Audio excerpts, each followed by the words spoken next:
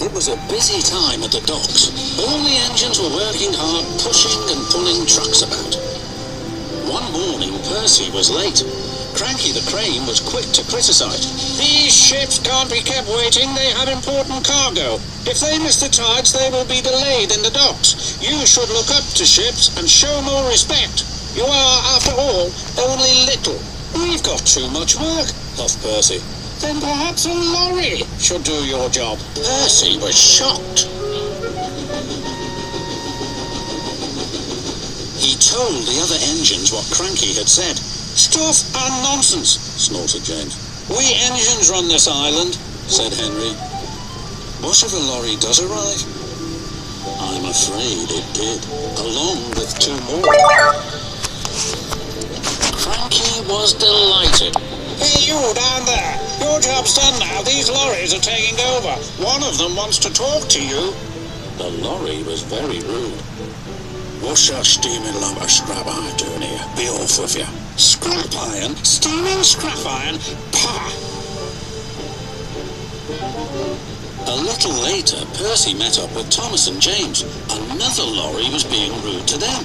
Then he saw Percy. "Oh, look, it's a little green goblin on wheels. You'll be scrapped. Just you wait and see." "Well, bust my boiler, what a horrid lorry!" exclaimed Thomas. "Despicable," agreed James. The next engine to meet a lorry was Toby. Well. No wonder this railway's in a mess. You belonged in the museum, not working in a quarry." "I might look old, but I'm very useful." "Useful? Ah," replied the lorry. "Just you toodle off." "Toodle," spluttered Toby.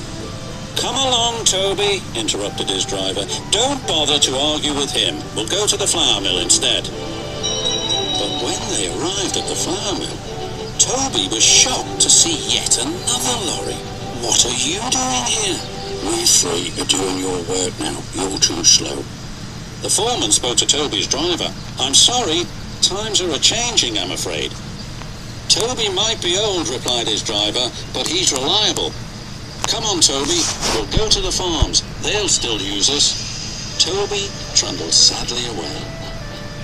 His railway ran through a narrow gorge, but vehicles had to tackle a steep and dangerous road.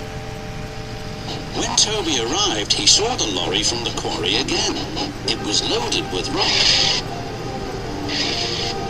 "That lorry's in trouble," thought Toby. And he was.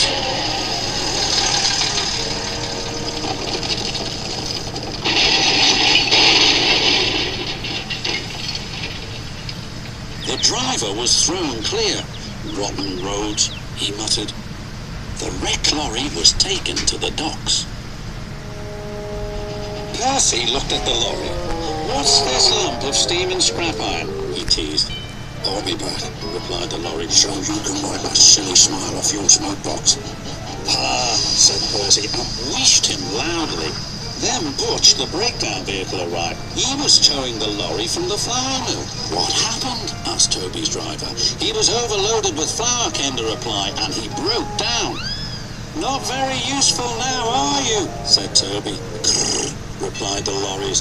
Then James whistled excitedly. "They're bringing in the 3rd lorry on a barge." "What happened to that one?" James asked. "Stupid lorry was reversing and fell straight into the sea," said the tow truck man. Later, Thomas arrived.